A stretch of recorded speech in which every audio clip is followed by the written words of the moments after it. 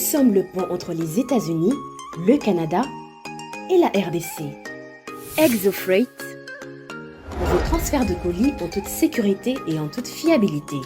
Notre particularité est que pour vos différentes commandes des véhicules neufs ou usagés et autres colis, nous effectuons l'achat à partir des États-Unis, du Canada et nous livrons en un temps record en République démocratique du Congo. Nos adresses, aux États-Unis, 1000 Montana Drive, Charlotte NC, 28216. Au Canada, 6377, Boulevard Monk, H4, E3, H8. À Kinshasa, au numéro 32, avenue Kitona, quartier Rigini, commune de Lemba et bientôt à l'est de la RDC. Avec ExoFreight, il n'y a plus de limites.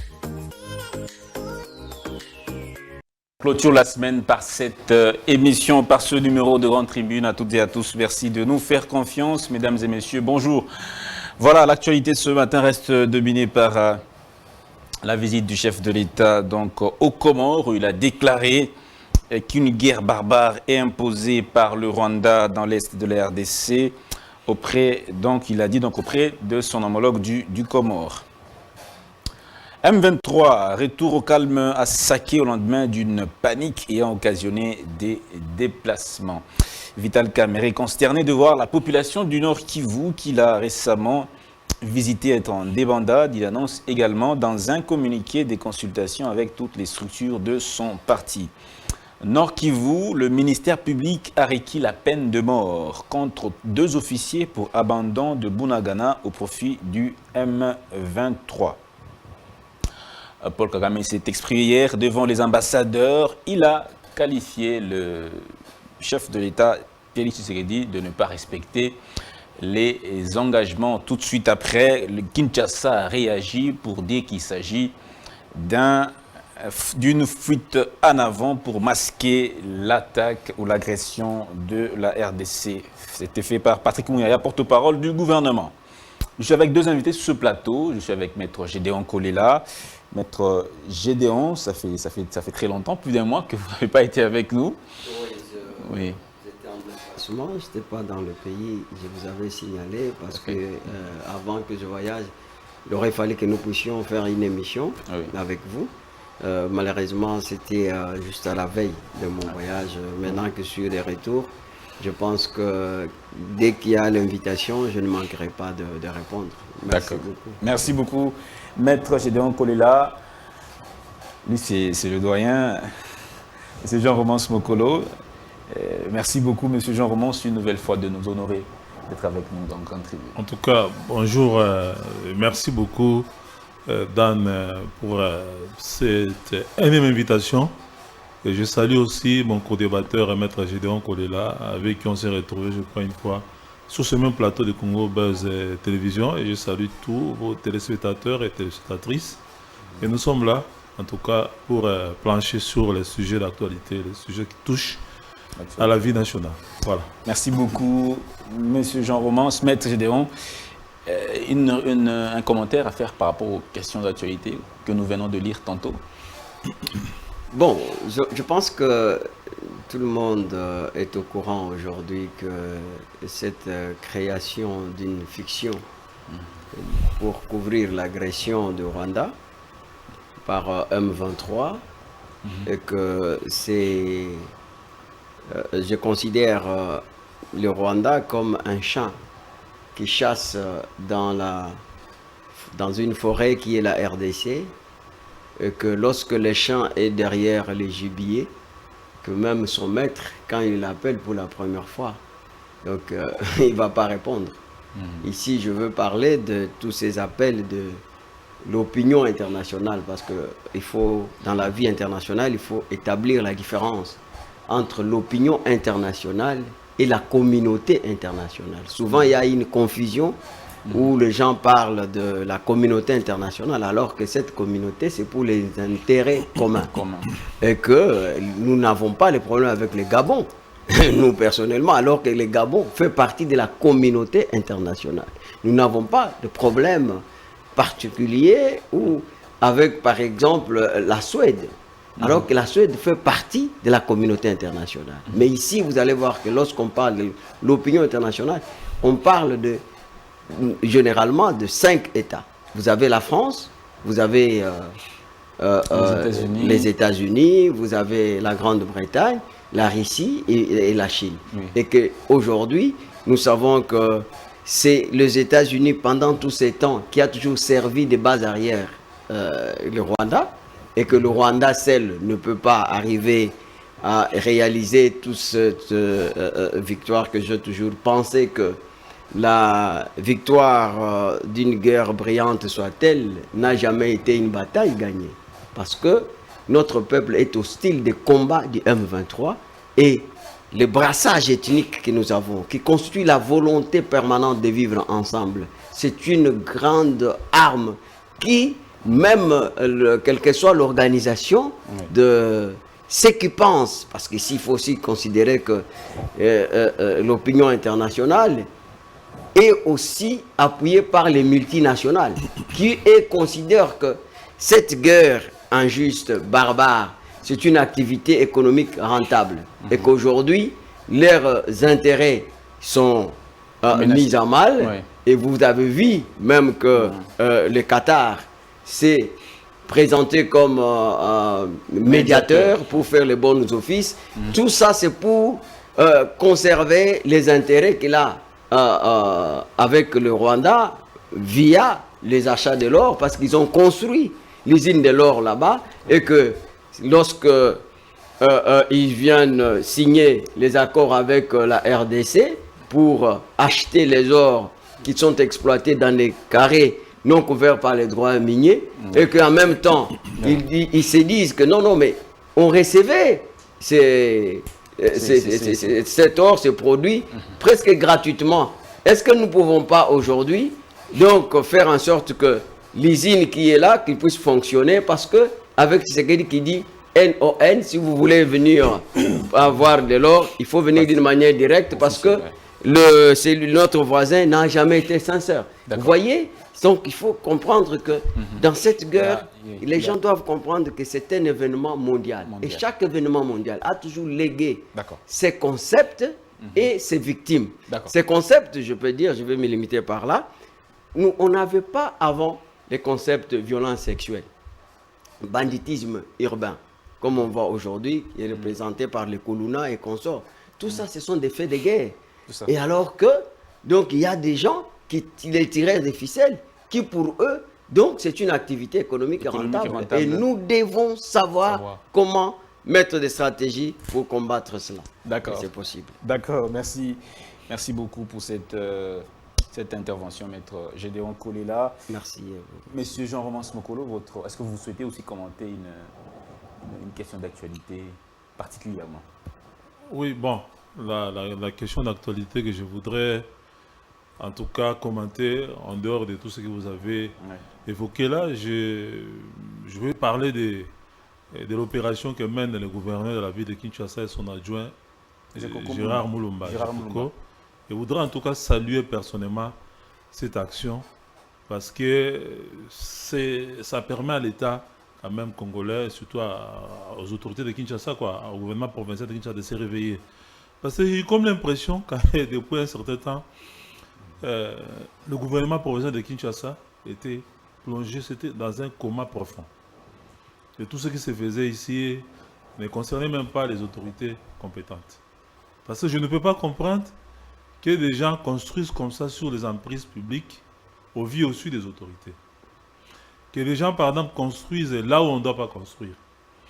Et que les caniveaux soient transformés en décharges publiques au vu au-dessus de l'autorité. C'est des ordres là sur le plan architectural, c'est des ordres là sur le plan urbanistique, et ce manque d'entretien, de respect même à notre environnement, moi ça me dépasse. Quand vous prenez du côté par exemple de la circulation routière, c'est encore chaotique, parce que j'ai comme l'impression aussi qu'il y a des gens qui sont au-dessus du code de la route. Et je vois que ces actions-là, ça permet quand même à l'État au niveau de Kinshasa de démontrer en tout cas son existence et de remettre un peu les choses dans l'ordre. Je sais que ceux qui sont victimes par exemple de ces démolitions vont en vouloir aux autorités de la ville de Kinshasa, à Jekoko ou à Gentili Ngobila. Mais moi je crois qu'on ne peut pas en vouloir à la personne qui exécute un ordre qui fait respecter l'ordre ou la loi de la République. Parce qu'on ne peut pas laisser cette ville-là se développer de façon anarchique. Vous voyez par exemple, à un certain moment, on avait démoli toutes les maisons construites par exemple sur les tracés du chemin de fer. Parce qu'on voulait moderniser le chemin de fer, remettre le chemin de fer en place pour quand même assurer la circulation des Congolais. Oui. Mais on se rend compte aujourd'hui, quand vous y allez, plusieurs mois après, ce sont des bâtisses qui sont en train en tout cas d'être construits sur ces sites-là. Vous avez par exemple non-lieu de l'IGF, sur recommandement. Là où doit passer le chemin de fer, là où passer le chemin de fer, ce sont des immeubles qui poussent.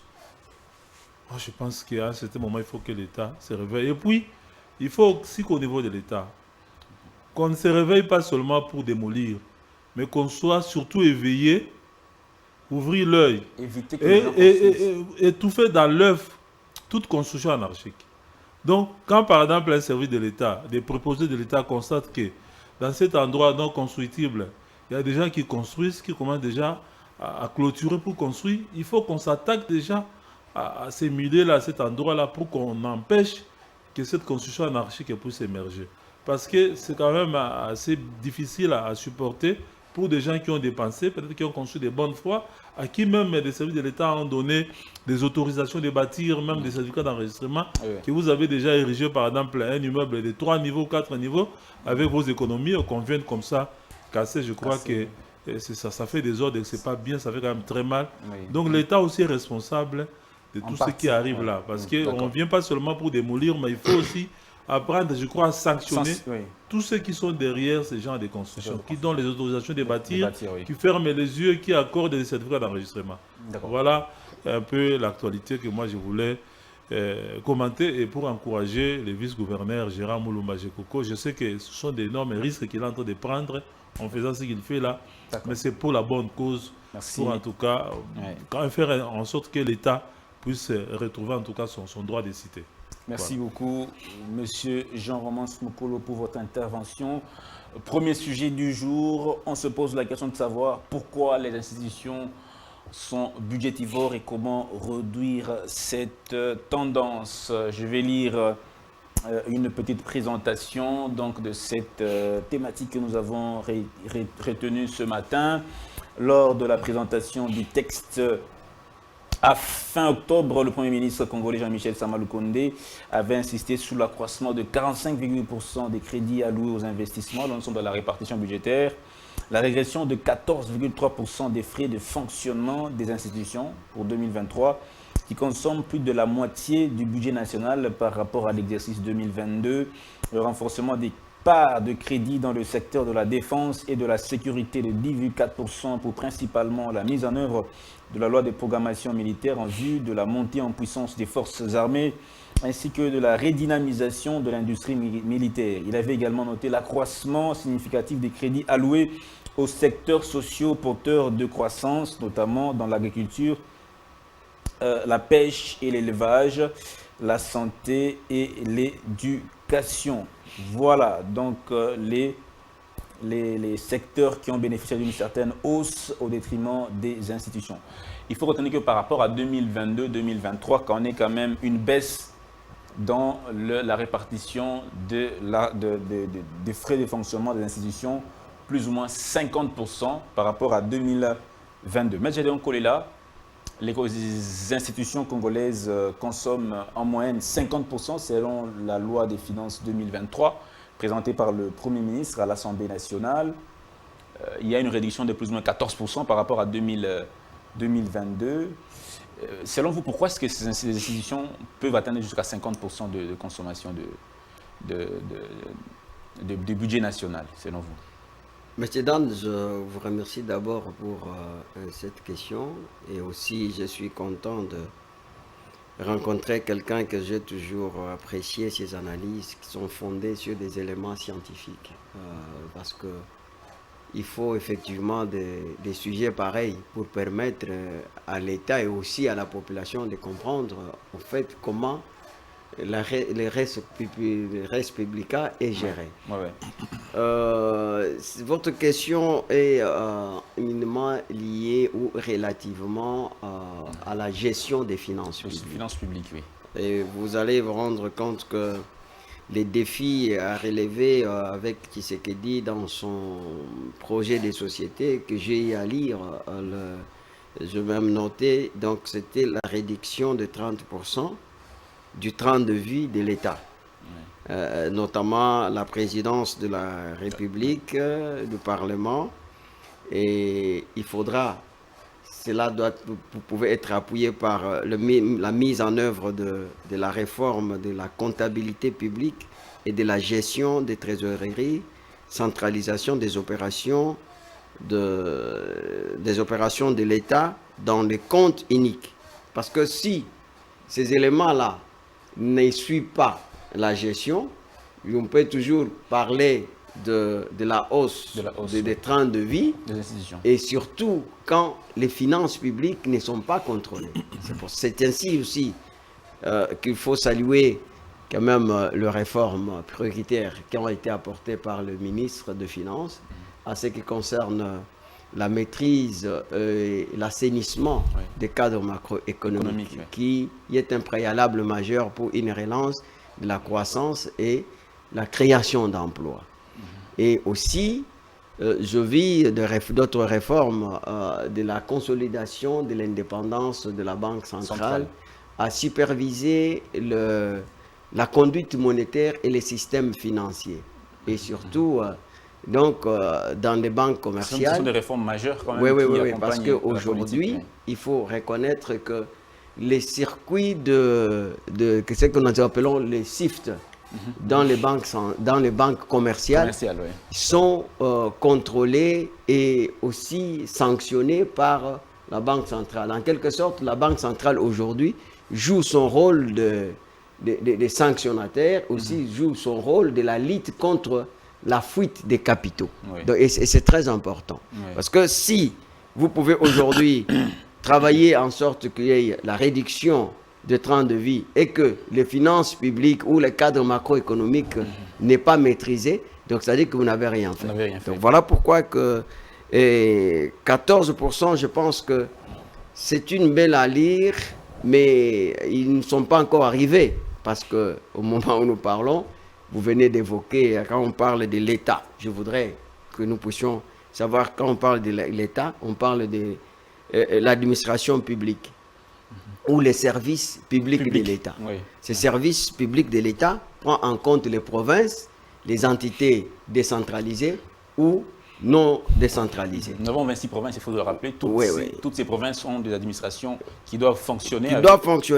Et c'est pour la toute première fois aussi avec Samanou Condé, par rapport à tous ces gouvernements qui se sont succédés, que nous avons au moins le budget de l'État. Parce que avant, on n'avait que le budget du gouvernement central, qui ne prenait pas en compte les provinces. Mais aujourd'hui, nous avons les 20% qui prend en compte nos provinces.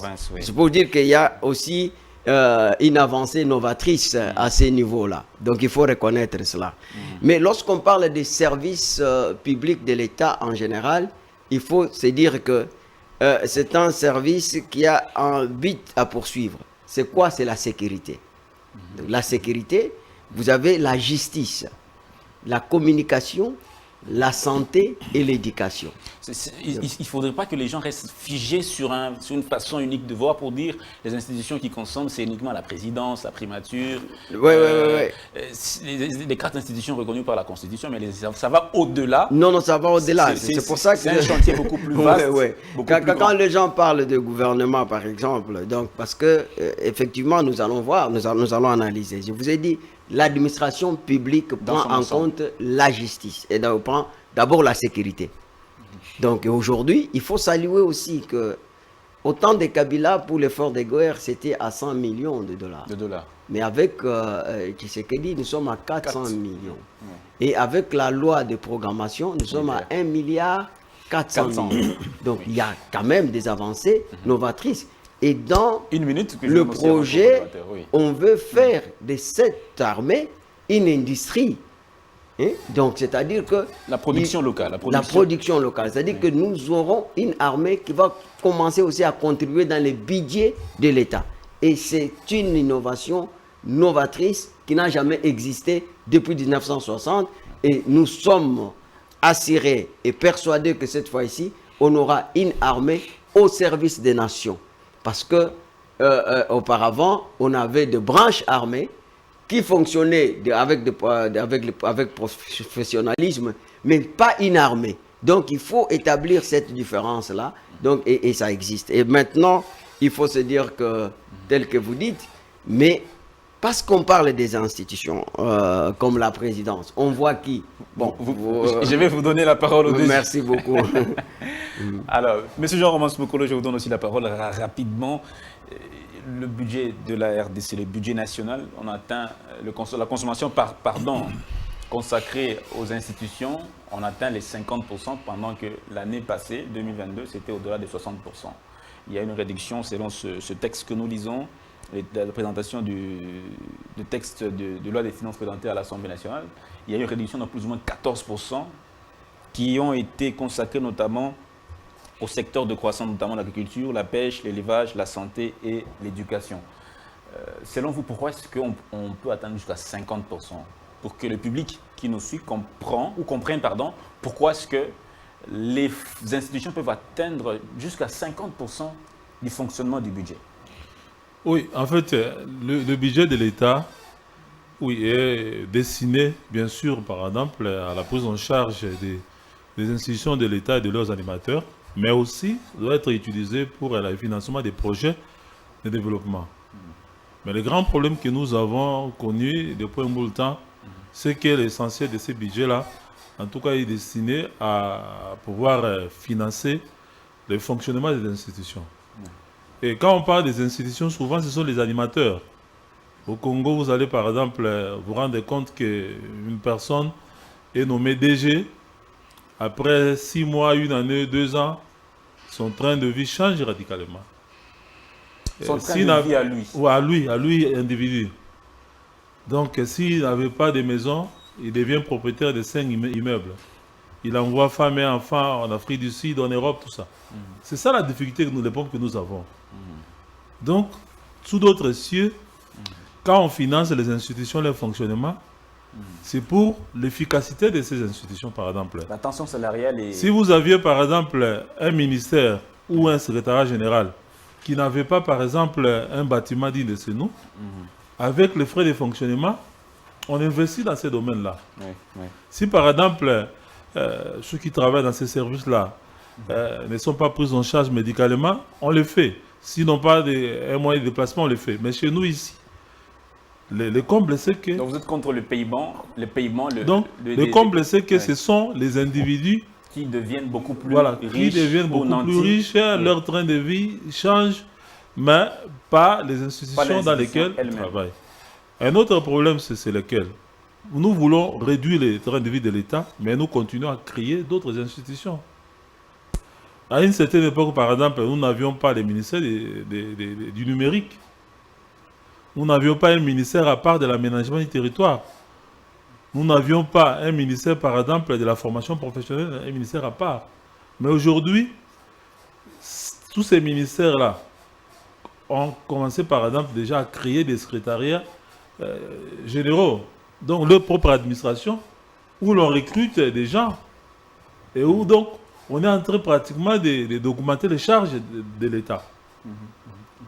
Donc, on ne peut pas vouloir réduire le train de vie de l'État d'un côté, et de l'autre côté, vous créez des institutions qui font que l'État puisse avoir un plus grand nombre de personnel à prendre en charge.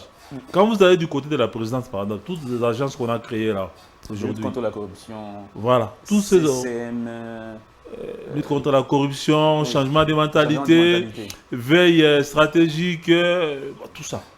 Ce sont du personnel qu'on est en train de recruter et qui doivent émarger au budget de l'État. Nous avions, par exemple, à l'époque, nous avions une cour suprême de justice. Aujourd'hui, nous avons plusieurs cours. Mais tous ces cours-là qu'on a créés, ils doivent avoir des représentations au niveau des provinces. Des provinces. Et ça va demander à ce que l'État ait des moyens pour pouvoir prendre en charge tous ces personnels-là, Sauf si pour l'État- installer, équiper tous ces services de l'État. Ouais. Donc, ça, il manque de cohérence que moi je constate dans cette lutte contre, pour la réduction du terrain de vie de l'État. Moi, je me dis, si on veut réellement réduire le terrain de vie de l'État, il faut qu'on ait, à un certain moment, qu'on puisse codifier le nombre de ministères. Comme ça se passe Ça, sous d'autres cieux. les nombres On sont s'est réduits. dit, nous aurons par exemple 15 ministères, avec 15 secrétariats généraux aussi, ou peut-être plus. Mais un ministère peut avoir par exemple 2 ou 3 secrétariats généraux. Mais parce que quand vous avez une soixantaine de ministres par exemple, chacun avec son cabinet, ce sont des charges supplémentaires pour l'État. Bon, je pense que la meilleure façon de réduire le train de vie de l'État, c'est de réduire aussi le nombre des Ce n'est pas le fait institutions de que l'État. l'État soit aussi un État. Nous avons un État qui est tellement grand et que les objectifs sont tellement nombreux qu'on ne sait pas se limiter à un nombre réduit des ministres. Non, mais vous devez tenir compte de vos moyens. Est-ce que nous avons les moyens de pouvoir prendre en charge toutes ces institutions qui sont prévues dans la Constitution? C'est ça le grand problème que nous avons. Donc il faut qu'on se dise, il ne suffit pas seulement de copier la Constitution française par exemple, ou la Constitution, je ne sais pas, de n'importe quel État. On dit on va éclater la Cour suprême de justice en autant de juridictions.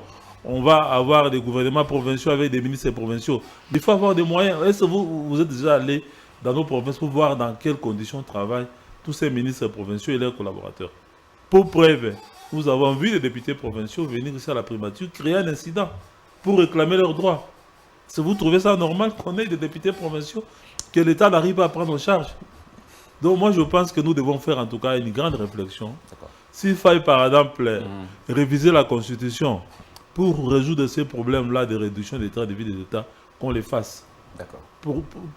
Plutôt que de continuer à créer des services de l'État, des institutions, et d'augmenter le nombre du personnel de l'État.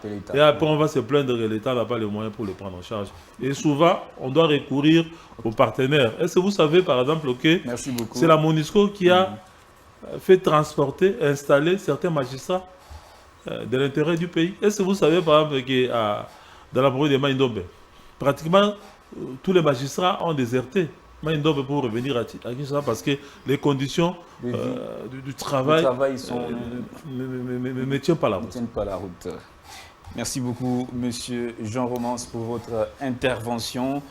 Maître Gédéon Kolela, votre co-débatteur a parlé de la multiplication des institutions et du fait que ça rend les institutions beaucoup plus budgétivores encore. Mais je vais quand même vous donner cette proposition de l'ODEP. L'ODEP qui dit par rapport à la réduction du train de vie, la réduction du train de vie de l'État en RDC, l'ODEP propose une réforme administrative qui réduit le gouvernement à 10 ministres avec un Premier ministre au lieu de 45 ministres. L'ODEP limite à 10 les conseillers du Premier ministre. Pour l'ODEP, la tension salariale dans toutes les administrations devra être fixée à $300 le plus bas, à $6 000 le plus élevé, notamment du Premier ministre. Le salaire net du chef de l'État sera de $5 000 par mois. Que pensez-vous de ces réformes proposées par l'ODEP? Vous savez, au Congo, tout le monde semble être professeur. Mais au final, vous allez vous rendre compte que même ce qu'il est en train de dire là, il ne le maîtrise pas. Il ne tire sur aucune expertise qu'il dispose. Je suis désolé. Cette ODEP, organisation-là, souvent, je trouve qu'ils sont dans les superficiels. Ils sont trop superficiels. Il faut donner les éléments substantiels. Donc vous ne partagez pas ce point de vue ici? Je suis d'abord sur notre thématique qui me semble très importante. La réduction des trains de vie. Oui, la réduction des trains de vie de l'État. Et puis on doit d'abord savoir ce qui est l'État. Je vous ai montré ici, lorsqu'on parle de l'État, on parle de la sécurité. Et vous voyez, lorsqu'on parle de la sécurité, c'est à tous les niveaux provincial, les niveaux. Aujourd'hui, on a un problème que l'État, en principe, notre armée doit avoir au moins 600 000 hommes. Au moins 600 000 600 hommes. 000 hommes. Donc, pour être une armée Est-ce qu'on saura bien les dissuasive. Est-ce qu'il Donc, saura les vraiment éléments- bien les prendre en charge? 600 000. Mais c'est pour ça que Ceux qui sont là ne sont pas vraiment dans les très très bonnes conditions quand on voit leur... Mais non, mais c'est pourquoi j'ai dit que pas facile. c'est pour ça que nous avons aujourd'hui la réforme avec la loi de programmation. Formation militaire. Et que les 1 milliard 400 millions n'est pas suffisant. Il faut aller au-delà. Nous devons avoir une armée qui doit avoir le budget à l'auteur même de 5 milliards de dollars. 5 Et c'est milliards. possible pour avoir une armée donc dissuasive. Parce que l'insécurité freine le développement. Il faut savoir que la sécurité, c'est un élément du développement. Sans la sécurité, il n'y aura pas le développement. Alors, les gens viennent avec les termes sans pourtant connaître les contenus. L'État a besoin de beaucoup de moyens. Ici, je vous ai dit, c'est l'administration publique, un service public de l'État. Et qui poursuit l'intérêt général. Et l'État a besoin de moyens. Le premier moyen, c'est le moyen humain. Les hommes et les femmes, dotés de capacités. Et les gens qui doivent avoir aujourd'hui la compétence du 21e siècle. Parce que la compétence du 21e siècle 21e siècle. appartient à ceux qui acceptent d'apprendre, de désapprendre et de réapprendre. Parce que nous sommes victimes des anciens paradigmes. Vous voyez les gens qui pensent toujours en quadrature arrière. La science évolue. Hein? Ouais, oui, mais la science est mouvante. La science n'est pas statique. Alors, et c'est pourquoi moi je regrette que depuis que nous avons étudié les droits anglo-saxons, Germanie, donc gréco-romaine, et on continue avec ça, enseigner. alors que nous devons avoir les droits selon notre propre, selon notre génie propre. Et cela ne vient pas. Donc je pense que c'est entre parenthèses. Parenthèse, ouais. De pour vous dire que l'État a besoin des hommes et des femmes. Ces hommes et des Par femmes-là. rapport aux hommes, est-ce que vous ne pensez pas que le fait que déjà qu'il n'y a presque pas de traçabilité dans comment dire, le paiement des agents de l'État et aux fonctionnaires de l'État, leur salaire, leur rémunération, c'est plus ou moins un tabou. Est-ce que ce n'est pas aussi un frein à la réduction des institutions? Non, mais le problème, c'est pourquoi il faut connaître c'est quoi les institutions. Moi, je vous ai énuméré les institutions ici. Oui. Je vous ai parlé Les de la mandataires justice. publics aussi, Oui. On va y arriver. Vous savez, par exemple, lorsqu'on parle de la guerre, vous savez, les nerfs de la guerre, c'est quoi? C'est l'argent. Il faut beaucoup de moyens, il faut beaucoup d'argent. Il faut beaucoup dépenser. Vous voyez, il faut beaucoup dépenser, acheter les armes et qu'on sort. Vous n'allez pas me dire, comme j'ai entendu, en même temps je suis d'accord avec lui, mais il faut savoir relativiser cette question. Il parle des ministères de numéralisation. Peut-être qu'il ne connaît pas les lancées novatrices de ces ministères. Par exemple, dans le cadre de l'application stricte de la loi sur la passation de marché. Auparavant, vous savez qu'il y a eu beaucoup d'embrouillos dans ces passations de marché. Et qu'aujourd'hui, avec les systèmes de numéralisation, on sait comment les gens procèdent. Est-ce qu'on ne pouvait pas, par exemple, laisser ça sous la gestion par exemple, du ministère des PT antiques, cette dimension-là du numérique? Il fallait vraiment créer tout un ministère. Mais je pense, la formation professionnelle, ça ne pouvait pas continuer à rester avec les PST. Je pensais que j'ai la parole. C'est ça. Oui, Non, voilà. Vous savez, les gens n'avez pas. essayent de comparer les choses. Nous sommes un pays à plus de 100 millions d'habitants. Et on va comparer avec la France qui a 20 millions. La France a 20 millions, non? Et on va parler que c'est un gouvernement de 20 personnes. Et où on veut Et les comparer... budgets, maintenant, les budgets. Oh. Je pensais que... Donc ici, Allez-y. ça dit que les budgets dont nous parlons ici, les Congos ne méritent pas ces budgets. Les Congos ne méritent pas ces budgets. Et nous voulons le budget, il faut travailler. Aujourd'hui, nous sommes à 16 milliards. Demain ou après-demain, donc l'objectif c'est d'atteindre quoi? 80 milliards, 100 milliards de budget. D'accord. C'est-à-dire que donc les travailleurs, ils ont besoin de moyens pour faire. Donc ici, j'étais en train d'abord d'expliquer. Donc les hommes et ces femmes-là, si vous n'allez pas bien les payer, ils ne vont pas faire un travail de qualité. Merci. Nous déplorons ici pour les salaires modiques et qui ne méritent pas ça. Pourquoi il ne mérite pas ça? Parce qu'il fournit un travail Merci de beaucoup. qualité. Pour fournir un travail de qualité, Ouais. il faut être bien payé. Merci Donc, beaucoup. deuxièmement, Oui. ces gens-là, l'État a besoin de moyens matériels. Pour finir. C'est-à-dire les offices et tout ça. L'État a besoin de moyens juridiques. C'est-à-dire que les hommes qui sont engagés là, ils doivent poser les actes. Aujourd'hui, moi, par exemple, donc, vous savez, même avec des députés, malheureusement, nous avons les députés qui ne comprennent pas. Parce que, par exemple, imaginez, je vois les gens qui jettent beaucoup un député, excusez-moi de citer le nom, comme c'est Sanga, qui dit qu'on a dit qu'il est toujours, c'est quelqu'un qui brille et tout ça, mais qui nous a dit autrefois que nous ne sommes pas en mesure d'avoir une loi capable, une loi électorale et réglementaire. D'accord. Il nous faut un cadre beaucoup plus large, alors qu'il est payé pour ça. Et c'est là où je me pose la question. C'est parce que ces gens, ils n'ont pas de cabinet. Parce qu'un député aussi crée l'emploi, vous savez. Donc avec ce qu'il ressort, il doit avoir un cabinet, avec les gens qui doivent faire un projet. Et c'est comme ça que le pays avance. Vous n'êtes pas là pour commencer à faire des déclarations sur les chaînes de télévision. On n'a pas besoin de les chaînes de télévision. Merci. On a besoin qu'ils fonctionnent, qu'ils travaillent, qu'ils produisent des projets de loi qui doivent amener le pays au développement. Merci beaucoup, Maître Gédéon Kolila. Maître Ngoma, bonjour. Merci beaucoup aussi de votre présence. C'est vrai que vous êtes très occupé. C'est pas pour rien que vous êtes arrivé un peu légèrement en retard. On a compris.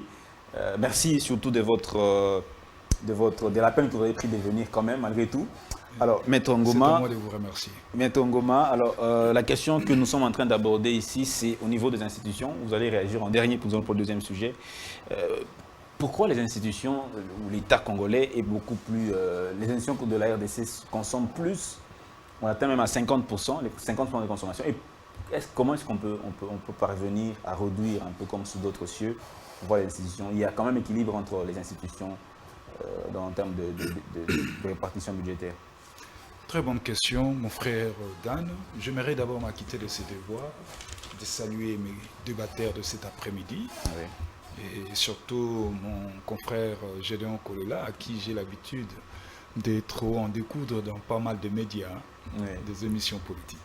Alors, la question relative à la réduction du train de vie de l'État part de l'organisation de l'État. Est-ce aujourd'hui l'État congolais est organisé? L'État congolais n'est pas organisé aujourd'hui. Nous, les acteurs politiques, nous, l'élite politique, nous, l'intellectuel politique, doit penser, doit réfléchir comment organiser l'État, donc comment réorganiser l'État, notre État. Tout part de là. Nous ne sommes pas organisés. Nous ne sommes pas encore organisés. Parce que ce n'est pas les institutions politiques qui tiennent la vie de toute une nation. C'est l'administration. Je pense que personne ne va me contredire. C'est l'administration qui tient la vie de tout un État. Mais nous, aujourd'hui, les politiques, par nos appétits politiques, privés et individuels, voilà, on se donne la peine d'éclater certains portefeuilles. Certains ministères sont éclatés justement pour satisfaire les appétits politiques des uns et des autres. Voyez-vous, il y a aujourd'hui, avec tout le problème que nous connaissons les Congo aujourd'hui, avec toutes les crises économiques, sécuritaires, tout ce que nous connaissons aujourd'hui social, nous ne pouvions pas avoir une archapate, gouvernementale à la hauteur de une cinquantaine de ministres. 50 de ministres. Non. C'est beaucoup. C'est beaucoup pour la République. C'est beaucoup. Pourquoi? Parce qu'on a éclaté certains ministres et certains ministères. Tout à l'heure, il y a eu débat ici, le ministère de Pétentique et celui des numériques. Mais les deux ministères devaient se retrouver au ministère de Postes et Télécommunications. Point barre.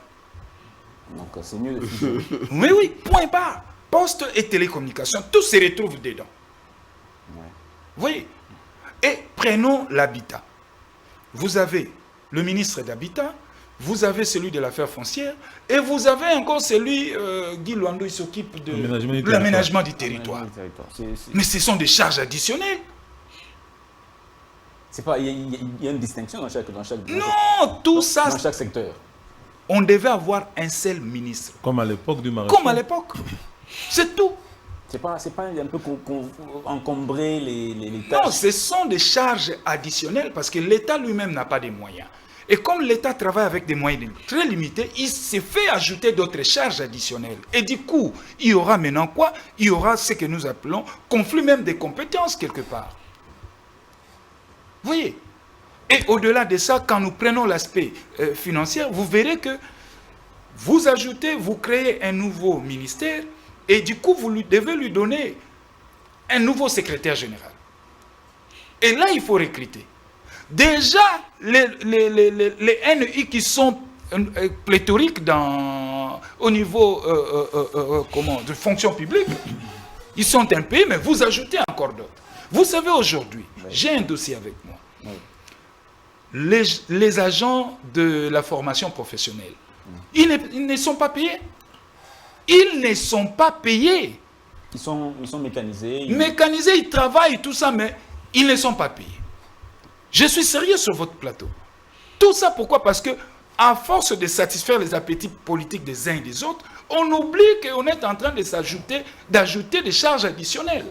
Et c'est pourquoi, dès l'entrée de jeu, je parlais de l'organisation de l'État.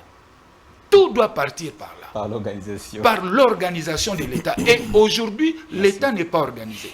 Je viens pour dire. Merci beaucoup, Maître Ngoma. Vous avez encore à ajouter? 30 secondes.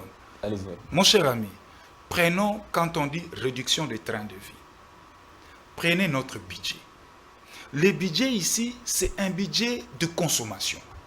Nous n'avons pas un budget d'État. C'est un budget qui est à 60%, prend l'enveloppe salariale ou la masse salariale des agents et fonctionnaires de l'État. Et les 40% restants, c'est pour soutenir le fonctionnement. Oui. Et avec un tel budget, comment voulez-vous parler du développement en RDC? Merci beaucoup, Maître Ngoma, pour votre point de vue.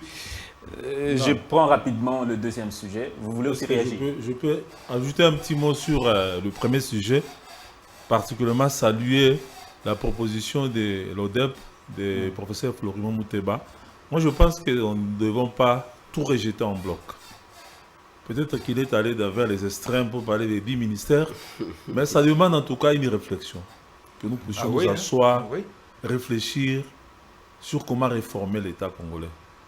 Parce que les réformes que nous avons engagées avec la Constitution en cours... Depuis l'indépendance, le Congo n'a eu que des gouvernements pléthoriques. Non, le premier gouvernement avait 13... nous n'avons pas eu que ces gens de gouvernements pléthoriques. Ouais. Et puis il faut aussi tenir compte, même quand on parle de maréchal, c'était une population de 30 millions. Non. Aujourd'hui, vous avez une population de combien? Est-ce que je peux avancer? Est-ce que je peux avancer? Ne pas avancer. Par exemple, la Chine qui a plus d'1 milliard d'habitants, même l'Inde, je ne crois pas qu'ils ont un gouvernement de 1000 personnes.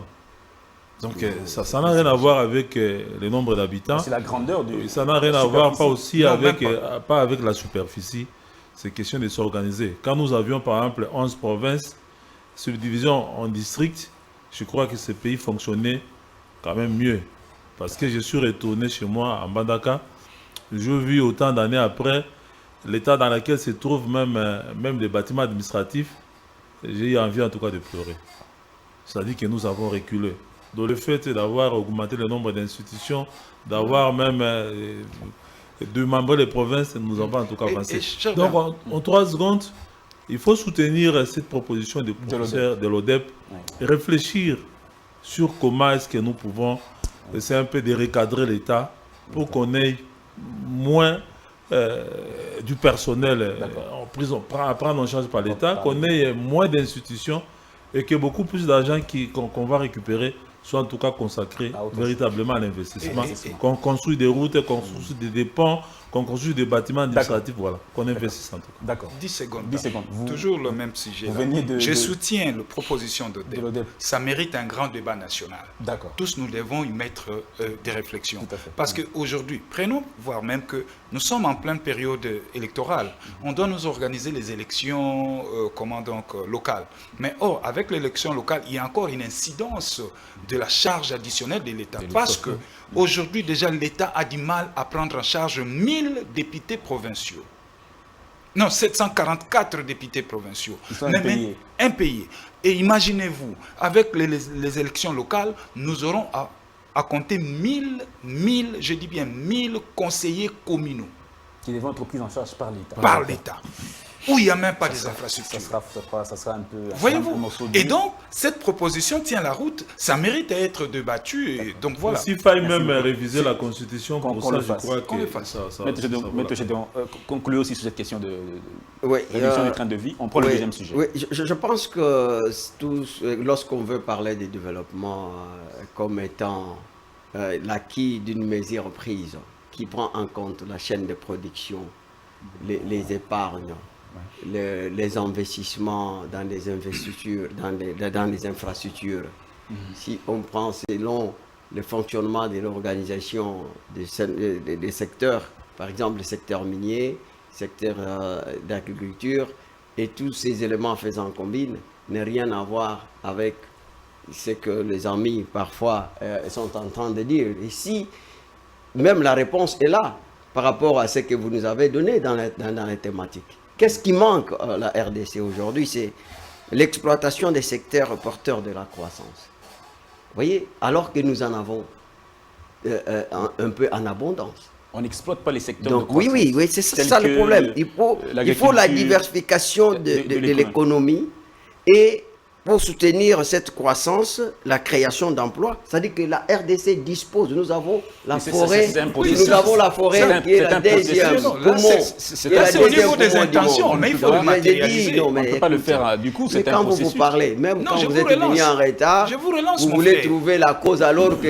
Vous êtes dans le bon. Attends, la politesse d'un grand, c'est la ponctualité. Et vous êtes venu en retard, vous ne n'êtes même pas... Donc excusez, vous voulez trouver que non, votre retard là, il y a une cause de quelque part. Non, c'est pas ça.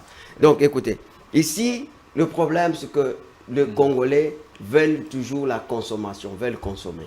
En fait, il faut savoir que l'administration publique a besoin de gens qui doivent travailler. Ces gens doivent être dotés de moyens financiers et ces gens doivent avoir des moyens pour un travail de qualité. Ici, je dis, même le député, comme j'ai dit bien, je ne suis pas d'accord avec ce qu'il touche par rapport au travail qu'il nous fournit. Il ne nous fournit pas un travail de qualité. Mais s'il nous fournissait un travail de qualité et que nous avons des projets qui apportent des lancées novatrices, donc la RDC, c'est possible que nous puissions avoir le budget de 400 milliards. C'est possible comme le Nigeria, c'est possible comme l'Afrique du Sud. Et nous méritons mieux. Regardez, il vous parle des secteurs de l'éducation. Les gens qui ont fait de nous ce que nous sommes aujourd'hui, ils touchent combien? C'est malheureux. Vous comprenez? Donc, c'est malheureux. Mais le problème, c'est que la RDC telle qu'on est ici, regardez, il y a des pays où donc le revenu annuel ou encore le PIB, revient à 5 000 $. Par habitant. Par habitant. Et c'est possible. Mais le problème ici, c'est que... Donc, nous ne voulons pas travailler. Nous ne voulons pas travailler. Donc, regardez, on peut dire que Mobutu n'est pas un bon gestionnaire. Il ne peut pas servir d'exemple. Parce que si Mobutu avait bien travaillé, vous savez, chaque régime ici est en train de vivre la mauvaise gestion d'un régime précédent. Voyez, si Mobutu avait très bien travaillé et que vous voyez, regardez, nous avons les mêmes... Donc Mobutu a gardé le même nombre de routes que les colons ont laissé. Les colons belges. Alors que... Vous devrez construire davantage. Et le même bâtiment. Pendant 32 ans. Comment voulez-vous que nous pouvons nous développer? Comment on va se développer? Et le développement pour le changement social, ça n'affecte pas d'une manière éphémère ou d'une manière d'une classe donnée. Non. C'est global. Donc c'est d'abord, il faut savoir que ça affecte d'une manière générale et dans le but de modifier le cours de l'histoire. Et aucun régime n'a travaillé dans ce sens-là pour changer le cours de l'histoire. Les autres ils sont venus pour entretenir un flou artistique. Ils ont irrigé les mensonges en méthode de gestion de la chose publique. Et qu'aujourd'hui, il faut se dire... Merci. Moi, je pense que Merci beaucoup. donnons la chance, par exemple, au projet des 145 Territoires. territoires, Oui. et que lorsqu'on a des infrastructures, parce qu'il faut investir dans les infrastructures, D'accord. vous ne Merci. pouvez pas. Merci beaucoup. Ils savent que on doit l'administration lancer publique Les contrôle. 145 Donc, alors, le non, projet moi, de ce n'est pas 145 ça. Moi, territoires ne j'ai va dit pas donnons donner la chance. grand-chose. J'ai Pourquoi? Parce dit que donnons les 145 mais vous n'avez territoires- pas la parole. Attendez, je Vous n'avez relance. pas la parole. Les Vous me 145 lancez, vous n'êtes pas un territoires, le journaliste. projet de 145 territoires, d'accord. c'est un projet de Maître consommation. Goma, s'il vous plaît. Ce n'est pas un projet parler. de Mais oui, consommation, vous allez c'est un parler. investissement. Non, je veux Et les vous infrastructures, c'est un investissement. Vous investissez, Donc, mais vous allez prélever quoi comme impôt mais au-delà de ça? comment vous S'il vous dites des plaît. Mais choses je vous comme dis. ça? Comment vous On dites doit- des Je choses vous comme ça? dis. Je dois lancer le deuxième sujet rapidement. Maître Gédéon Kolela, on est en train de rapidement. Non, de- le problème, de- c'est qu'il ne de faut pas finir. amener les gens qui viennent en retard ici. Il est encadré à Je dire vous à rien. relance. Oh. On prend le deuxième sujet rapidement. C'est l'indifférence de l'EAC, des forces de l'EAC de la MONUSCO face à l'insécurité qui est persistante dans l'Est de la RDC. MONUSCO et EAC, pourquoi est-ce qu'ils restent indifférents? Selon la société civile locale, les forces de l'EAC restent cloîtrées dans leurs bâtiments, les hôtels, pendant que la population est en train de se déplacer, fuyant les affres de la guerre. Pourquoi cette indifférence vis-à-vis de l'insécurité qui se vit là-bas dans l'Est de la RDC? Monsieur Jean Romance, je commence avec vous. Je vous donne la parole, Maître Ngoma. Monsieur Jean Romance, je commence avec vous. Pourquoi ces deux missions internationales, l'une de Nations Unies, l'autre de la force régionale, censées venir officiellement apporter la paix, contribuer à la paix au Congo, mais sur le terrain des opérations, ils sont indifférents? Oui, la réponse est simple. Les soldats étrangers n'ont pas vocation à mourir en lieu et place des nationaux pour la défense d'un territoire qui ne leur appartient pas. La Ça réponse serait est simple. une illusion de penser qu'ils viennent. La réponse est simple. Donc, nous avions cru, il y a des gens qui ont cru naïvement que la MONUSCO devait tout faire à notre place et que l'EAC devait combattre les M23 pendant que nous étions à Capella ici en train de boire chaque soir dans des terrasses. Voilà. Je crois que même les manifestations qui se font à l'est du pays, Même si, malgré que même le les fait manifestations que, qui se font à l'est du pays, malgré le fait que les forces de l'EAC ont une mission offensive sur le terrain. non, mais je vous dis, est-ce que nous avons comme force de défense l'EAC? Est-ce que notre commandant suprême, il est commandant suprême des forces de l'EAC ou de la MONUSCO? Donc, nous nous trompons en tout cas, parce que au départ, nous nous plaignons de l'inefficacité de la MONUSCO malgré le budget, malgré le nombre de militaires, malgré toutes les années qu'ils ont fait ici. Et curieusement, nous plaçons encore notre confiance sur des troupes étrangères de l'EAC. Vous ne vous rendez pas compte qu'il y a un manque de cohérence de notre part. Donc, au lieu, par exemple, que nous puissions nous battre, travailler en profondeur pour renforcer notre armée, nous croisons pratiquement les bras et en train de placer notre confiance, notre espérance sur des troupes étrangères. Sans, par exemple, frustrer ou froisser certaines personnes, moi je vous dirais, Dan, que je n'étais pas en tout cas d'accord sur le fait de voir notre chef de l'État en train de sermonner un commandant des troupes étrangères. Pourquoi vous n'étiez pas d'accord, M. Jean Romance? Parce que ce commandant n'est pas responsable de la sécurisation des Congolais et de la défense du territoire national. J'aurais voulu que notre chef de l'État puisse sermonner nos propres commandants des troupes, les chefs d'état-major de l'armée, les ministres de la Défense, leur demander des comptes. On n'a pas à demander des comptes à des troupes étrangères qui n'ont pas vocation à mourir pour défendre notre territoire. Et puis le gouvernement, moi je crois que nous devons faire un effort, nous ressaisir. Surtout que les gens ne se frottent pas les mains quand on voit des manifestations contre la MONUSCO ou contre l'EAC. Et la prochaine cible risque d'être les autorités congolaises, si nous ne faisons pas attention. D'accord. Voilà les petits mots que j'avais en tout cas à dire à ce sujet-là. À ce sujet. Grosso modo, nous devons arrêter de compter sur les étrangers. Je crois avoir suivi le chef de l'État burundais qui nous a donné à nous Congolais ces conseils-là. que nous devons cesser de compter sur les étrangers pour notre défense. La RDC, à ce que je sache, n'est pas un protectorat de l'ONU ou de l'EAC. La RDC, c'est un État indépendant et souverain qui a les institutions chargées de défendre son territoire et de protéger sa population. Faisons un effort pour booster ces institutions. Donnons-leur des moyens. Mettons les hommes qu'il faut à la place qu'il faut pour que ce travail soit fait par des Congolais et non pas passer notre temps à croire que les étrangers viendront se battre pour nous libérer de la même mise des troupes rwandaises. C'est une utopie. De penser que l'armée de l'EAC peut venir aider. C'est une utopie, c'est une mauvaise conception en tout cas de la mission de l'EAC. Et pourquoi ils acceptent de venir alors? Pourquoi ils acceptent le déploiement? Les parlements kenyans votent pour le déploiement des militaires, les parlements Parce que nous avons fait la demande, ils ont accepté, mais au fond, ils savent qu'ils ne sont pas venus pour faire ce genre de travail. D'accord. Et sur le terrain, ça se vérifie. Parce qu'ils sont pratiquement armes au pied, devant les M23.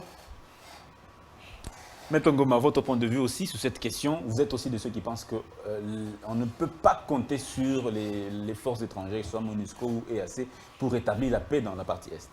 Oui, on ne peut pas compter sur la MONUSCO et la force sous-régionale de l'EAC. Pourquoi? Parce que déjà, les objectifs qui leur sont assignés ne leur donnent pas mandat de venir se battre à côté des FARDC. Vous voyez, c'est de là où déjà ça part. Parce que figurez-vous, je prends la force sous-régionale. Il y a ici un communiqué qui va nous dire que voilà, la force sous-régionale arrive pour combattre à côté des FARDC. Il y a un autre communiqué sortant de Nairobi qui dit clair que cette force ne vient pas pour se battre. Il vient juste pour le désarmement et créer, comment nous mettre la zone tampon. C'est tout. Mais comment maintenant nous, les Congolais, nous pouvons considérer que ces gens-là sont venus ici se battre et comment protéger nos concitoyens? Après la feuille de route de Luanda, il était dit si les M23 ne se retirent pas dans 48 heures, les forces de l'EAC vont les contraindre à déposer les armes et à retourner dans leur position initiale. Moi ici, je me demande, M. Félix-Antoine Tshilombo, chaque fois quand il va dans ces tables de négociation, il s'est fait accompagner de qui? Parce que je commence maintenant à comprendre que c'est au niveau du dialogue, au niveau de la table de négociation, c'est là où ça pose problème. Quand vous négociez mal, mais vous serez dupé. Vous me parlez aujourd'hui de cette fameuse feuille de route qui jusqu'à aujourd'hui n'est même pas appliquée.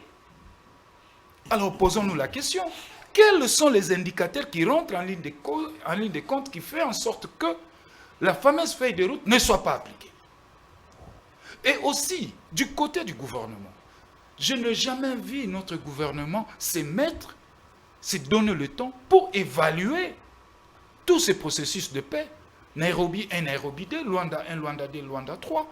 Récemment, Bujumbura. Bujumbura, ça n'a pas été évalué. Donc le gouvernement Sama n'a pas le temps matériel pour l'évaluation de ces sommets. Il s'agit de l'hypocrisie de la communauté internationale, de cette sous-région, ou bien les accords sont mal conclus? Non, les accords sont mal conclus.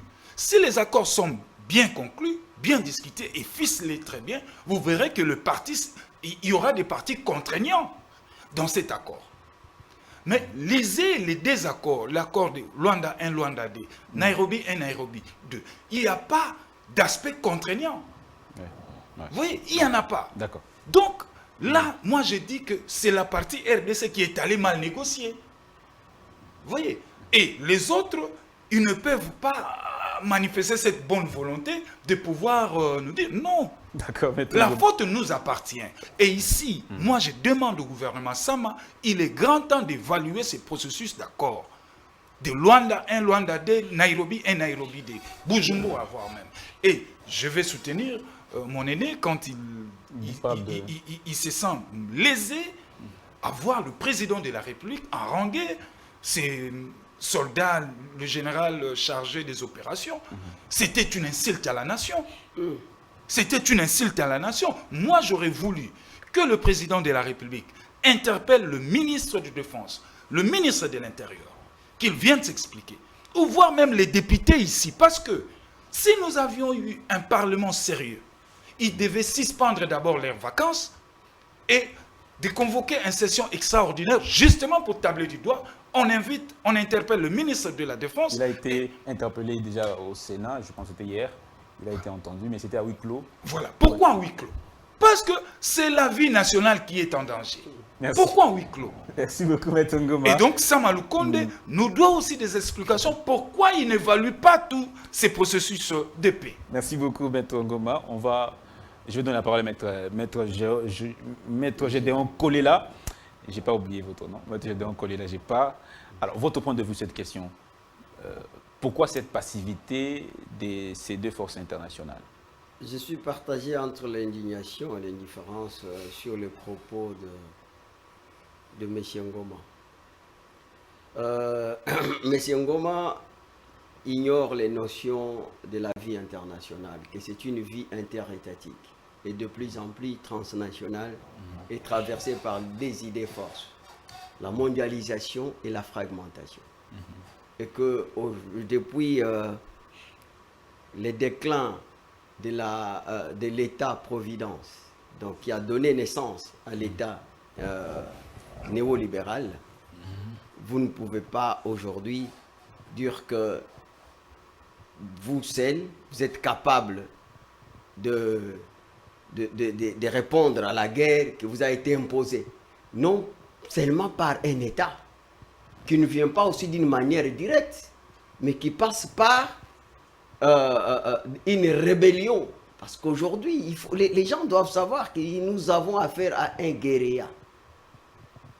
Et la guerre ici, quand les gens parlent de Félix Tshisekedi, soit c'est par la mauvaise foi, ou encore ils sont nés avant la honte. Pourquoi? Parce que cette guerre c'est quand même fort n'est pas... Ngoma. Non, cette guerre hein? n'est pas... cette guerre est structurelle. Cette guerre n'est pas conjoncturelle. Ça fait combien d'années que nous avons cette guerre? Vous voyez, lorsque vous n'avez pas une analyse sur l'aspect commémoratif du passé, qui fait partie de notre histoire, vous allez être dans l'analyse, vous serez superficiel. Vous serez superficiel. Comme il est là, il est superficiel. Et vous qui êtes dans le fond, allez-y. C'est entrez dans le fond. Vous qui êtes dans le fond.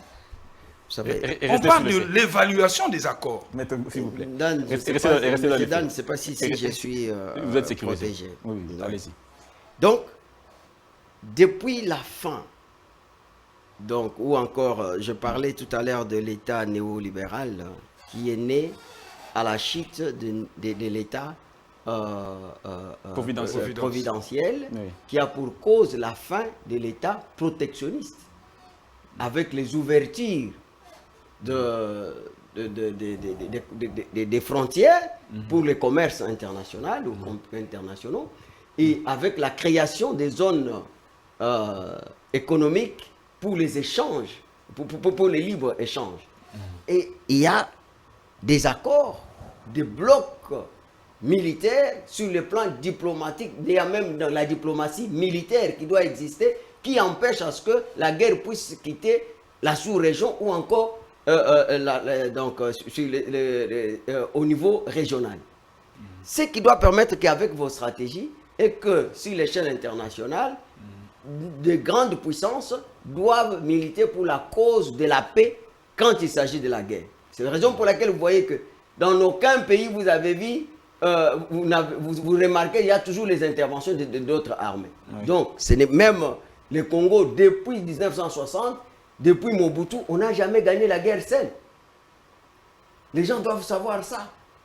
L'Angola, combien de fois vous avez vu l'armée Camagnola qui intervenait en Angola? Et vous avez vu aussi, donc, autrefois, Mobutu fait appel aux Tchadiens, fait appel aux Marocains pour la guerre dont nous étions victimes de la rébellion de Moba 1, Moba 2. Ce n'était pas l'armée zaïroise à l'époque qui a gagné cette guerre.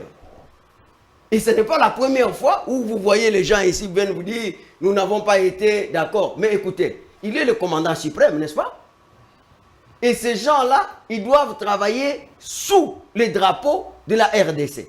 quand ils viennent. Parce que c'est sous le commandement de la RDC, ils n'ont pas droit d'accéder dans des zones minières. Nous avons lu, nous tous, les termes de référence de cet accord-là. Peut-être Ngoma n'a pas lu. Il n'a pas cette culture-là de lire avant de venir.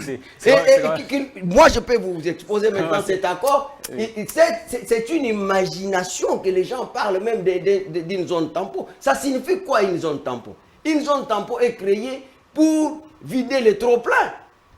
Et les trop-pleins, on vide par rapport à quoi? Par rapport à une population qui doit venir de quelque part. Alors, ici, on a parlé que donc cette armée devrait effectivement jouer le rôle et qu'il ne joue pas ce rôle-là. Donc, c'est bien dit que dès lors que le M23 ne doit pas, en quelque sorte, vider le lieu, et dans 48 heures, effectivement, il devrait subir donc une menace de feu. C'est ce qu'on n'a pas dit. C'est pourquoi je vous ai dit la première fois ici qu'il faut considérer M23. Mais malgré tout ça, considérer... il n'y a toujours pas d'offensive militaire de la part des forces de l'EAC. En fait, j'ai affaire ici avec des gens qui ne comprennent pas la relation internationale. La relation internationale ou la vie internationale, c'est une maison d'armes où les gens se blessent avec gentillesse en train de rire. Mais ils se blessent. Ici, vous allez voir que aujourd'hui, Kagame vous dit quoi? Il accuse le Congo d'avoir utilisé le mercenaire et consorts. Oui. Et alors que lui, est-ce qu'il est menacé? Est-ce qu'il est agressé? Qu'est-ce qu'il vient faire dans cette guerre? Et c'est pour la toute première fois qu'on voit le Rwanda qui signe à la place de M23. N'est-ce pas? Donc, il faut savoir que dans une guerre, on dit bien. Et les gens doivent savoir. Qui veut la paix, prépare la guerre. On prépare la guerre. On ne dit pas qui veut la paix et fait la guerre. Non, prépare la guerre. Oui. Vous ne pouvez pas, aujourd'hui, comme on dit là, notre armée, alors que le monsieur qui est en face de moi, son patron de parti ou son président de parti, il était Premier ministre. C'est lui qui nous a dit que l'armée était infiltrée et que même tout ce qu'on envoyait comme les vivres étaient détournés et que cette armée-là n'a pas changé. On est en train de purifier cette armée et que vous ne pouvez pas aujourd'hui compter que sur notre armée, que vous trouvez qu'elle est infiltrée, qu'il y a un travail de fond, où on est en train de faire le recrutement pour qu'aujourd'hui, vous avez l'information, peut-être qu'il y a des communiqués qui est passé, que tout soldat Nyamurenge, qu'il quitte le FARDC pour rejoindre le M23. Voyez? Donc, cette guerre est guerrière. Et derrière, là, il y a encore les multinationales qui violent les principes du droit international pour leurs intérêts. Merci beaucoup. Alors, c'est connu. Maître Gédéon Kolia, merci beaucoup. On va maintenant prendre le dernier virage, 3 minutes à chacun ou 2 minutes 50 à chacun, pour que nous puissions finalement conclure. C'est quoi la solution ultime, monsieur Jean-Romance Mokolo? Qu'est-ce qu'il faut faire finalement face à cette, comme vous l'avez tous décrié, cette hypocrisie internationale? Qu'est-ce qu'il faut faire? Oui, en fait, ce n'est pas en tout cas dans mes habitudes de dire ce que je veux dire présentement. Maître Gédéon Kolela, je souhaiterais que nous puissions nous arrêter en tout cas à brandir des contre-arguments pour faire face aux arguments des autres. Mais nous devons éviter de présenter ceux avec qui nous sommes sur le plateau comme des gens qui ne comprennent rien, qui n'auraient pas de bons arguments. En fait, il appartient, je crois, à ceux qui nous suivent de juger de la pertinence et des arguments de tout un chacun. Je crois que si on va dans ce sens-là, non, mais nous faisons avancer. Si j'ai dit un mot qui vous a frustré, je retire, mais d'ailleurs, je n'ai même pas fait mention dans mes analyses. Non, vous adressez. Non, nous sommes habitués avec lui dans ce sens-là, nous sommes en politique. Voilà, c'était juste une parenthèse.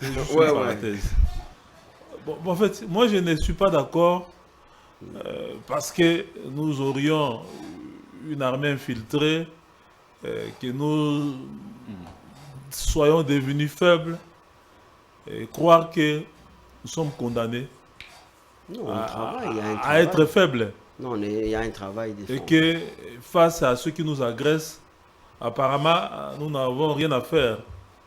Nous n'avons qu'à croiser les bras pour que les autres viennent se battre à notre place. Moi, je ne suis pas d'accord sur cette façon-là de voir les choses. Donc, après la passation civilisée et pacifique du pouvoir au sommet de l'État, tout le temps que nous avions passé ici, nous pourrions aussi faire quelque chose pour avoir une armée digne de ce nom. Non, mais quelque Nous chose pourrions est fait. aussi- On nous était pourrions- sous l'embargo. S'il vous plaît. Aujourd'hui, cet S'il vous embargo plaît. ne S'il plus. vous plaît. Mais S'il vous vous dites plaît. qu'il n'y a pas quelque chose, c'est vrai. S'il vous plaît, nous pourrions aussi faire quelque chose. Donc nous devons reconnaître que nous n'avions pas fait grand-chose pour pouvoir en tout cas construire une armée qui puisse nous défendre. Et c'est pourquoi aujourd'hui, nous nous plaignons des étrangers. On se plaint de la MONUSCO, on se plaint de l'EAC. Je ne sais pas demain on va se plaindre encore d'autres armées d'un autre pays pour ce qui nous arrive. Ce que nous devons faire, c'est nous devons prendre conscience. Nous Prendre devons conscience prendre que cette situation, c'est nous Voilà. seuls qui allons la... C'est nous seuls qui sommes responsables de ce qui nous arrive. Parce que nous avions cru D'accord. que Merci. pour faire partie le maréchal Mobutu, nous avions besoin des troupes étrangères du Rwanda, de l'Ouganda, du Burundi, de l'Érythrée, je ne sais pas, tout un consortium qui est venu avec l'AFDEL pour vaincre l'armée zaïroise à l'époque. Et ces soldats congolais de l'époque aussi, qui étaient bien formés, avaient cru aussi naïvement Merci beaucoup. que nous Monsieur Jean ne Romance. devrions pas combattre l'AFDEL, nous ne devrions pas combattre les Rwandais, les Ougandais qui venaient, parce que nous ne devrions Merci. pas défendre le régime Mobutu. Merci beaucoup, Monsieur Jean Donc Romance. nous avions eu tort aussi à cette époque-là. Pour votre Aujourd'hui, ce intervention. qui est en jeu, c'est très rapidement, ce qui est en jeu, ce n'est pas le régime Tshisekedi, ce n'est pas les postes de Tshisekedi au sommet de l'État. Ce qui est en jeu, c'est le Congo. Donc tous ceux qui prêtent main forte au M23, au Rwanda, pour nous combattre, pour nous affaiblir, en tout cas, ils sont en train de faire fausse route. Merci beaucoup. Parce que si le Congo aujourd'hui est émietté, si le Congo aujourd'hui est affaibli, c'est tous les Congolais qui vont subir les conséquences. Merci beaucoup, Monsieur Les Jean conséquences Romance. ne seront pas subies Le seulement temps par ceux qui nous sont est aux affaires. vraiment- merci Donc beaucoup. nous avons en tout cas Merci. intérêt à D'accord. soutenir une dynamique de renforcement de D'accord. notre armée. Merci beaucoup, Pour que nous Monsieur Jean puissions avoir Romance. notre propre appareil de défense et de sécurité, D'accord. plutôt que de continuer à dépendre dépendre des autres des- et à placer notre confiance dans d'autres. D'accord. D'accord. Merci beaucoup, Monsieur Jean Romance. Mettons Ngoma, 2 minutes aussi. C'est quoi la solution ultime à ce problème, selon vous? Mon cher ami Dan, la paix en RDC ne proviendra ni de l'Orient ni de l'Occident. Il nous faut une solution congolaise. C'est tout ce que je peux vous dire.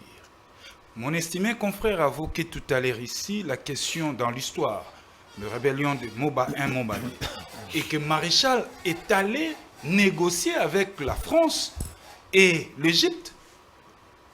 Moba 1 Moba 2, c'était Savimpi, qu'est-ce que j'ai dit, Eduardo en Angola, qui a envoyé ici plus de 2000 militaires. Envahir Moba 1 Moba 2. Maréchal est allé prendre les Français et les forces armées zaïroises ont combattu effectivement. Et à son temps, Maréchal a payé une facture à la hauteur de 2 milliards de dollars. C'était ça, le leadership que nous voulons. Vous voyez? Et ici, mon ami tente de donner de contenu dans cette histoire de zone tampon. Alors qu'eux-mêmes, au niveau de Nairobi, incapables, ils n'ont même pas donné du contenu. Mais tu n'as pas lu, toi. Vous qui avez lu cet accord plus que moi, mais tout ce que vous venez de tailler ici sur ce plateau comme contenu de cette zone tampon, mais non, ce n'est pas ça. Donc vous là, vous voulez nous dire que c'est que vous êtes en train de nous dire ici, donner du contenu à cette zone tampon, et c'est ça ce que les ACA... Vous ne m'avez pas suivi. Non, mon cher ami, voyez, nous parlons de notre pays. Ailleurs, c'est comme Attendez, ça que vous êtes souvent en retard. le Congo, c'est notre patrie. Le Congo, c'est notre bénédiction. Moi, j'ai toujours parlé de réorganisation de l'État. Tant que l'État ne sera pas réorganisé, il n'y aura rien. Tout doit partir de là. Je pense que j'ai dit. Merci beaucoup, Maître Ngoma. Ouais, si je peux voler 2 secondes à Maître Gédéon, s'il le permet. Si vous le permettez. S'il le permet. La difficulté qu'il y a dans la mise en œuvre de tous ces faits de route, c'est quoi? Le Rwanda n'a jamais reconnu officiellement qu'il est l'agression belligérant au Congo. Et donc, il ne peut pas cesser le feu parce qu'il n'est pas au Congo. Et le M23 ne signe pas ces documents, il n'est pas autour de la table de négociation. Donc, tout ce qui est signé là n'est pas reconnu par le M23. C'est la difficulté que nous avons aujourd'hui. Non, ce n'est Voilà. pas une difficulté. C'est pour ça que j'ai commencé par dire ici. Dès lors qu'il y a le rapport, tout doit être statué sur le rapport. Dès lors qu'il y a le rapport qui atteste que c'est le Rapport des Nations Rwanda Unies. qui agresse, et donc c'est sur base de ces rapports ici qu'effectivement, on devrait prendre la résolution au niveau des conseils de sécurité. Et là, la RDC devrait avoir l'attitude pour effectivement déclarer la guerre contre le Rwanda. Vous voyez? Donc c'est pour ça que j'ai commencé par dire, par rapport à ce qu'il dit, je n'ai pas dit que vous ne comprenez pas. Et je dis que nous nous complétons d'ailleurs pour dire que nous sommes dans la vie internationale où on n'utilise même pas le mot hypocrisie parce que la diplomatie elle-même c'est de l'hypocrisie. Donc les États sont des monstres froids. Ils visent beaucoup plus leurs intérêts. Donc c'est l'intérêt qui est la mesure de l'action. C'est par rapport à ça. Et qu'aujourd'hui, il faut féliciter le gouvernement du fait d'amener le Rwanda à signer. Le Rwanda, il dit, il nie, mais il signe que tant que qui. Vous voyez? Donc c'est ça, ça a permis que même au niveau des conseils de sécurité, toute l'opinion internationale qui appuyait le Rwanda aujourd'hui condamne le Rwanda. Et on arrivera à ce que tous ces rapports puissent servir de soubassement pour que les conseils de sécurité puissent prendre une résolution. Mais en attendant sur le terrain, écoutez, c'est pourquoi je vous dis, ne confondez pas. Cette guerre n'est pas conjoncturelle. Cette guerre est structurelle. Peut-être donc, vous savez Mais entre-temps, les populations continuent. Oui, mais écoutez, cette population, c'est une grande armée du monde. Et c'est cette population qui fait en sorte qu'aujourd'hui, là, que l'opinion internationale puisse être convaincue que réellement Donc notre Rwanda, victoire, c'est seulement non, que non, l'opinion non. comprenne. C'est Condamne ça. le Rwanda, c'est tout. Est-ce que vous me laissez évoluer? Donc, ici, je fustige du fait qu'on dit qu'on ne fait rien. Mais si notre armée ne faisait rien, c'est-à-dire que le M23 pouvait même venir ici à Kinshasa. S'il ne vient pas ici à Kinshasa, c'est qu'il y a un travail qui est en train d'être fait. Et qu'aujourd'hui, sur le plan diplomatique, Arrêtez ça, mon cher ami. sur le plan diplomatique, il y a des avancées. Il y a des avancées. Sur le plan, sur le terrain, il faut savoir que avant Il l'état a eu de toutes siège, les minutes, hein. Nous on a eu deux. avant deux l'état minutes. de... Mais vous êtes deux. Attendez, où est le problème? Tu es venu en retard, il ne faut pas réclamer trop. Donc, avant, vous savez qu'il y avait 175 localités qui étaient entre les mains des rebelles. Vous voyez? Et qu'aujourd'hui, donc, aujourd'hui, tel que nous comptons là, il y a au moins donc 20 quelques localités, non 37 plutôt, 37 localités qui se trouvent entre les mains des rebelles. Il n'y a pas des avancées. Donc, il ne faut pas parler ici comme des Rwandais. Il ne faut pas encourager les Rwandais, il faut encourager notre armée. Merci. Donc, Moi, je vous suis dans présentez mon rôle, comme- je suis Non, dans mon non. rôle de l'opposition. Maître, vous Je n'êtes dois pas réveiller opposant. le, Voilà. je dois réveiller Voilà. le Vous pouvoir n'êtes- qui dort. aujourd'hui, Je dois vous êtes réveiller le opposant. gouvernement qui dort. Merci encore. beaucoup, merci Maître ça Ngoma, oui. merci C'est mon beaucoup à vous de Aujourd'hui, nous vous êtes avoir opposant, vous suivis. n'êtes pas Mesdames résistant. et messieurs, Regardez ces gens ici. c'est la fin de cette pas un émission. paradigme. Merci de nous avoir accompagnés durant toute la semaine. On se retrouve donc le lundi prochain avec d'autres questions d'actualité. Entre-temps, excellent week-end chez vous. Nos pensées vont vers la population de l'Est de la RDC qui est en train donc de subir les affres de la guerre. Que Dieu soit avec vous. Nous sommes le pont entre les États-Unis, le Canada et la RDC. ExoFreight, vos transferts de colis en toute sécurité et en toute fiabilité. Notre particularité est que pour vos différentes commandes des véhicules neufs ou usagés et autres colis, nous effectuons l'achat à partir des États-Unis, du Canada et nous livrons en un temps record en République démocratique du Congo. Nos adresses aux États-Unis, 1000 Montana Drive, Charlotte NC, 28216. Au Canada, 6377, Boulevard Monk, H4, E3, H8. À Kinshasa, au numéro 32, avenue Kitona, quartier Rigini, commune de Lemba et bientôt à l'est de la RDC. Avec ExoFreight, il n'y a plus de limites.